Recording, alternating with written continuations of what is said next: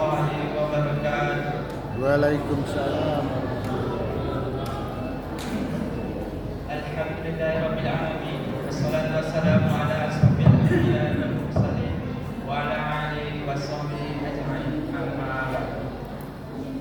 Puji dan syukur kita panjatkan kehadiran Allah Subhanahu wa taala atas rahmat dan karunia-Nya kita masih diberikan kesehatan dan kesempatan untuk berkumpul masjid yang kita cintai. Selawat serta salam semoga Allah tercurahkan kepada baginda Rasulullah SAW dengan melafazkan Allahumma sholli ala sayyidina Muhammad wa ala ali sayyidina Muhammad. Tanpa memperpanjang mukadimah, marilah kita dengarkan tausiah yang akan disampaikan oleh Ustaz Nasaruddin SAG MPD. Kepada Ustaz kami persilakan.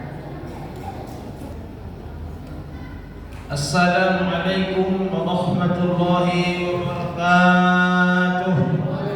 Warahmatullahi wabarakatuh.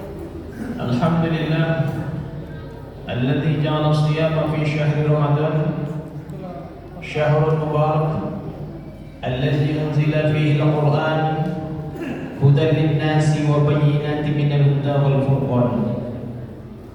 Asyhadu an la ilaha illallah wahdahu la syarika lah wa asyhadu anna Muhammadan 'abduhu wa rasuluh. Allahumma shalli wa sallim ala sayyidina Muhammad wa ala ali sayyidina Muhammad. Yang mulia Bapak, Ibu pengurus Masjid Nurul Falah beserta jamaah sekalian, serta ananda yang sama-sama kita banggakan, semoga dirahmati Allah Subhanahu wa taala. Amin. Allahumma amin. Alhamdulillah pada malam hari ini kita dipertemukan Allah Subhanahu wa taala di masjid ini dalam rangka untuk melaksanakan ibadah salat Isya berjamaah. Kita lanjutkan nanti dengan salat tarawih. Namun sebelumnya kita sedikit tausiah atau santapan menit. Ibu bapak yang mulia yang dirahmati Allah Subhanahu wa taala, judul kita pada malam hari ini adalah pemimpin dalam Islam. Kalau kita berbicara tentang pemimpin, maka yang tertuju oleh kita adalah Rasulullah Sallallahu Alaihi. Karena di situ disebutkan dengan pemimpin Islam. Islam itu tokohnya adalah Nabi Muhammad Sallallahu Alaihi Wasallam. Maka Rasulullah yang kita jadikan sebagai uswah hasanah, contoh teladan.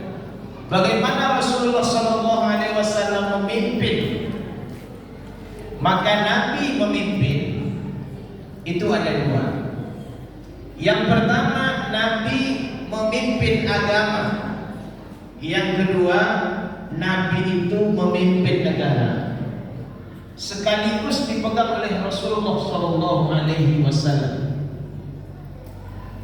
Maka oleh karena itu, seorang pemimpin adalah seorang yang punya kemampuan, bukan orang yang punya kemauan. Kalau yang punya kemauan banyak ya Pak, banyak yang ingin jadi pemimpin. Kemauan banyak yang punya kemauan, tapi belum tentu punya kemampuan. Maka seorang pemimpin mesti punya kemampuan. Secara pribadi Rasul Sallallahu Alaihi Wasallam menunjukkan 4 sifat yang utama. Siddiq, seorang pemimpin itu pribadinya sudah jujur, sudah benar, amanah, dapat dipercaya oleh umat. Tak ada nabi itu berbohong, tak ada nabi itu menipu. Nah, pemimpin itu kalau sudah jujur dia aman. Pemimpin kalau sudah jujur tidak akan didemo orang. Lalu pemimpin itu fatonah yang ini dipegang oleh Rasulullah Sallallahu Alaihi Wasallam, punya kecerdasan yang luar biasa. Yang keempat, Nabi punya sifat tabligh, menyampaikan kebenaran-kebenaran. Baik kebenaran itu datang dari Allah Subhanahu wa taala maupun kebenaran itu disampaikan oleh Rasul sesuai dengan hadis beliau. Maka Nabi Muhammad SAW sebagai seorang pemimpin Islam, maka Nabi menunjukkan bagaimana Nabi itu melayani masyarakat. Tak satu pun manusia, tak satu pun umat ini, walaupun berbeda keyakinan, berbeda agama, tapi tak ada yang tidak diperlakukan adil. Nabi adil keseluruhan manusia. Tak ada yang dizolimi. Maka seorang pemimpin yang ditunjukkan dalam Islam itu keadilan. Tidak ada Nabi menunjukkan rasa hanya kelompoknya yang benar. Lalu Nabi tidak menunjukkan rasa hanya kelompoknya yang dibela. Maka Nabi menunjukkan bahwa semua dipelayani. Maka seorang pemimpin itu dalam Islam itu adalah pelayan daripada masyarakat. Yang namanya pelayan itu adalah melayani, melaksanakan tugas yang telah diberikan kepada seorang pemimpin. Sayyidul qaumi khatimuh. Maka seorang pemimpin itu adalah pelayan. Yang namanya pelayan itu melayani. Siapa yang dilayani? Masyarakat. Bukan terbalik. Pemimpin minta dilayani, pemimpin minta diberikan pelayanan yang luar biasa. Kenapa? Karena pemimpin ini, kalau dia memimpin dunia, maka yang dipimpin adalah manusia. Maka kalau manusia yang dipimpin, bagaimana manusia diperlakukan dengan adil? Keadilan yang ditunjukkan oleh Rasulullah SAW itu luar biasa. Maka Bapak Ibu sekalian yang saya muliakan, ketika suatu saat Abu Dzar meminta kepada Rasulullah untuk menjadi seorang pemimpin, karena dia berminat betul. Ketika ada pemilihan, jarang dia diberikan kepercayaan oleh pemimpin oleh Rasulullah. Lalu pada waktu itu ditegur oleh Rasulullah SAW. Ya Abu Dzar, wahai Abu Dzar, innaka dhaif. Engkau tu lemah Abu Dzar, kata Nabi. Wa innaha amanah, karena sesungguhnya pemimpin itu adalah amanah. Wa innaha yaumal qiyamati hisyun wan nadamah, karena amanah yang diemban oleh pemimpin itu bisa jadi hisyun wan nadamah, kehinaan dan penyesalan pada hari kiamat nanti. Kalaulah ini yang digambarkan tadi, seorang pemimpin ini lemah, orang tak punya kemampuan, orang tak punya kompetensi, maka dijadikan sebagai seorang pemimpin. Maka duanya akibatnya hizyun wan nadamah. Dia akan merasa kehinaan dan penyesalan. Illa man akhadhaha bihaqqiha wa adda allazi 'alaihi fiha. Kecuali bagi orang yang mendapatkan kekuasaan itu dengan haknya. Dengan haknya ini maknanya apa? Dia dipilih oleh masyarakat karena kemampuannya. Dia dipilih bukan karena tipu-tipu. Ya kan? Dipilih bukan karena menggelembungkan suara. Nah, itu tuh. Kalau dipilih menggelembungkan suara atau ada kecurangan bahasa lainnya, maka dari situ saja sudah nampak di mana letak kejujuran ini. Nabi itu mengajarkan bagaimana seseorang itu jujur. Ya kan? Inna sidqa yahdi ilal bir, kata Nabi. Jujur jujur itu menunjukkan kebaikan. Siapa yang baik? Orang yang jujur itulah. Wa innal birra yahdi ila jannah. Sesungguhnya kebaikan itu menunjukkan kepada surga. Logikanya, orang jujur itu akan membuka pintu-pintu kebaikan. Dari manapun, dari pikiran dia akan memunculkan ide-ide yang baik. Dari hatinya akan berbuat dengan yang baik. Karena sudah diawali dengan dirinya tadi as-siddiq, kejujuran sudah ada dalam dirinya. Maka oleh karena itu, sebagai seorang pemimpin yang lemah, ini risikonya bukan hanya di dunia, tapi juga di akhirat. Mungkin di dunia tidak selesai. Iya, Pak. Kenapa tidak selesai? Dianggap orang tak mampu, maka dia kuasanya tersampil. Itu sampil. Ada begitulah itu. Kenapa? Dianggap tidak kompeten, tidak kompeten. Maka oleh karena itu disampil dulu. Ini belum habis masa, tapi sudah selesai jabatannya. Cuman Ibu bapak sekalian yang saya muliakan. Yang kedua, yang tidak akan mendapatkan hizyun wan nadamah tadi, ketika dia melakukan kepemimpinan itu, wa atallazi alaihi fiha. Dia melaksanakan kewajiban pada kekuasaannya itu. Orang yang diberikan kekuasaan, orang yang dijadikan sebagai seorang pemimpin, dia menjalankan kewajiban. Nah, disinilah yang orang ini nanti tidak menyesal di akhirat. Apa kewajibannya? Kewajiban seorang pemimpin ini dalam Islam di antaranya adalah amar ma'ruf nahi munkar. Seorang pemimpin harus bisa mengarahkan masyarakat untuk melakukan kebaikan-kebaikan, mencegah kemungkaran. Coba kita tengok Abu Bakar, khalifah yang pertama, ketika dia memimpin sudah terjadi penyelewengan. Nabi Muhammad sudah meninggal.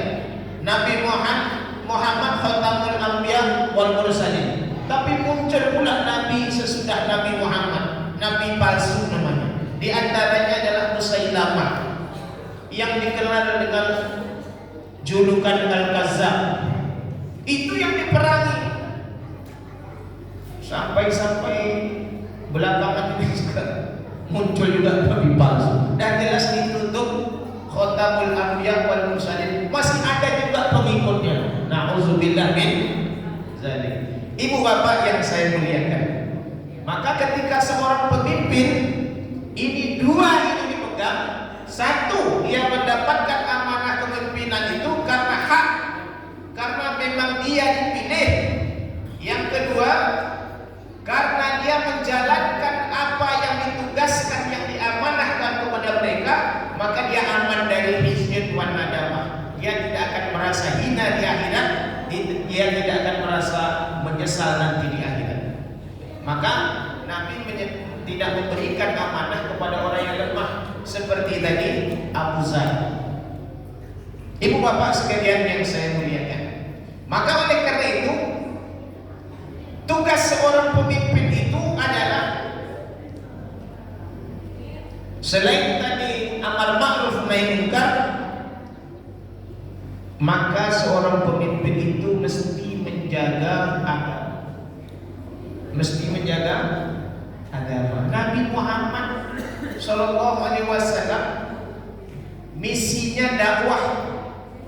Lalu kemudian seorang pemimpin ini mestinya, kalau yang namanya pemimpin Islam, mestinya dia juga harus ngerti agama. Harus orang, makanya kalau ada indikator orang menjadi pemimpin itu ada iman, ada takwa, itu selalu tuh. Kenapa ini standarnya? Karena seorang pemimpin itu harus membuat kebijakan-kebijakan, sehingga kebijakan inilah yang akan dilaksanakan yang nanti akan berdampak kepada masyarakat luas. Kalau kebijakannya dari pikirannya tidak berdasarkan Al-Quran, tidak berdasarkan As-Sunnah, maka bisa jadi kebijakan-kebijakan yang dilakukan akan bertentangan dengan Al-Quran dan Sunnah. Atau kebijakannya hanya tergantung keinginan hawa nafsunya. Maka oleh karena itu seorang pemimpin ini mestinya dia beragama yang benar. Ibu bapak yang saya muliakan, maka di sini kalaulah ada orang yang dijadikan pemimpin, dia tidak mesti harus sendiri. Seorang pemimpin pasti ada mungkin kelemahan, mungkin ada kesalahan. Oleh karena itu seringkali pemimpin itu biasanya ada yang namanya wakilnya. Apa guna wakil ini? Kalaulah dalam sebuah hadis dijelaskan, iza aradallahu bil amiri khairan, jika Allah menginginkan seorang pemimpin itu baik, ja'alalahu wazira sidqin, maka Allah akan menjadikan pendamping yang jujur. Selain tadi pemimpinnya jujur, pendampingnya juga mesti jujur. Mengapa begitu? Innasya zakarahu, andaikan seorang pemimpin tadi nasia, itu artinya lupa, bisa jadi nanti pemimpinnya lalai, maka tadi zakarahu, dia diingatkan oleh pendampingnya. Nah itu gunanya itu. Tetapi kalau pendampingnya tidak jujur, ya bisa jadi pemimpinnya itu sudah salah, dibiarin. Apa maksudnya tuh? Biar ditangkap KPK, nanti dia yang naik. Itu cerdik. Itu kalau wakil tidak jujur. Maka di situ perlu ada dua-duanya kejujuran ini. Fungsinya yang wakil tadi, innasya zakarahu, apabila pemimpinnya dia lupa, pemimpinnya salah, dia akan mengingatkan. Wa in zakara a'anahu, andaikan pemimpinnya itu ingat, pemimpinnya itu benar, pemimpinnya itu salah, dia akan tetap mendukungnya, tetap dia memberikan spirit kepada pemimpinnya tadi. Hendak seorang pemimpin yang baik itu seperti itu. Ibu bapak yang saya muliakan, semoga dirahmati Allah Subhanahu wa taala. Lalu kemudian pemimpin itu kalau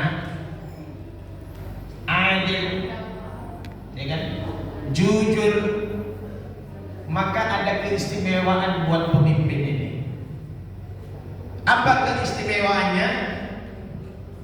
Yang pertama, salah satunya, sab'atun yuzilluhumullahu fi zilli yauma la zilla illa zilluh. Dia nanti pada saat tak ada naungan kecuali Allah akan berikan naungan kepada 7 orang. Salah satunya adalah imamun adil, pemimpin yang adil. Itulah istimewanya keadilan itu. Kemuliaannya luar biasa.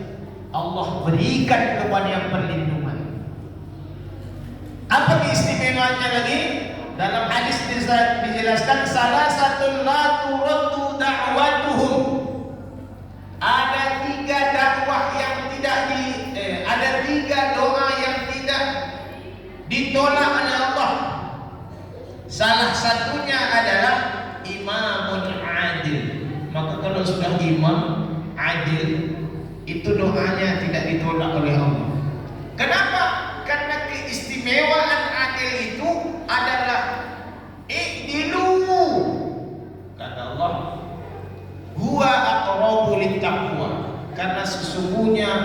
adil itu adalah menunjukkan kepada seorang yang takwa. Dia dekat kepada ketakwaan. Maka orang yang bertakwa itu akan dekat kepada Allah dan doanya akan diterima oleh Allah Subhanahu wa taala. Itu keistimewaannya orang adil. Ini luar biasa. Ibu bapak sekalian yang saya muliakan, maka prinsip yang terakhir mungkin untuk kita semua, karena Nabi secara umum menjelaskan kullukum ra'i wa kullukum mas'ulun an ra'iyati. Setiap kamu, setiap kita ini adalah pemimpin, dan pemimpin yang diminta nanti suatu saat adalah tanggung jawabnya. Kalaulah kita sebagai suami juga pemimpin dalam keluarga kita, maka kita nanti diminta pertanggungjawabannya. Seorang istri juga menjadi pemimpin di rumah, nanti juga akan diminta pertanggungjawabannya. Maka seorang pemimpin, maka tadi diperlukan amanah, karena amanah adalah akan diberikan kepada mereka suatu tanggung jawab. Ibu bapak sekalian yang saya muliakan, saya kira cukup sekian untuk santapan rohani Ramadan pada malam hari ini. Semoga menambahkan kita semangat untuk hidup di dunia ini menjadi seorang pemimpin. Kalaulah kita sebagai seorang suami bertanggung jawab, kita memimpin keluarga kita. Kalau dia pejabat publik, maka mudah-mudahan mereka menjadi pertanggungjawabannya pula dengan baik, insya Allah, baik di dunia maupun di akhirat, dengan cara bagaimana seorang melakukan kewajibannya sebagai seorang pemimpin dengan jujur dan adil. Wallahu a'lam. Wassalamualaikum warahmatullahi wabarakatuh. Waalaikumsalam warahmatullahi wabarakatuh. Terima kasih kami ucapkan kepada Ustaz yang telah menyampaikan tausiahnya pada malam hari ini. Semoga apa yang disampaikan dapat menjadi pedoman dan diterapkan di kehidupan sehari-hari. Amin ya rabbal alamin. Sebelum acara benar-benar ditutup, kami akan menyampaikan beberapa informasi. Yang pertama, jumlah infak pada malam ke-14 yaitu berjumlah Rp325.000. Alhamdulillah, terima kasih kami ucapkan kepada Bapak Ibu Jemaah Masjid Falah yang telah menginfakkan sebagian rezekinya. Semoga apa yang diniatkan dijabah oleh Allah Subhanahu wa taala. Al-Fatihah.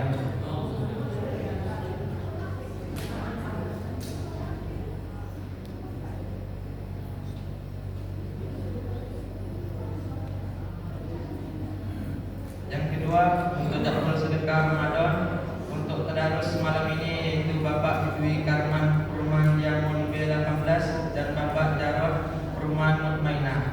Untuk sahur Bapak Ponimin Perumahan Kingspark E10, dan untuk berbuka Bapak Afrianto RT 05 dan Bapak Erwin Tandra Perumahan Villa Tengah E4. Adapun petugas sholat tarawih pada malam hari ini yang akan bertindak sebagai bilal yaitu Abang kita Adam Hidayat dan Imam Ustaz Randy Pratama. Demikian dapat kami sampaikan. Lebih dan kurang kami mohon maaf. Wabillahi taufiq wal hidayah. Wassalamualaikum warahmatullahi wabarakatuh.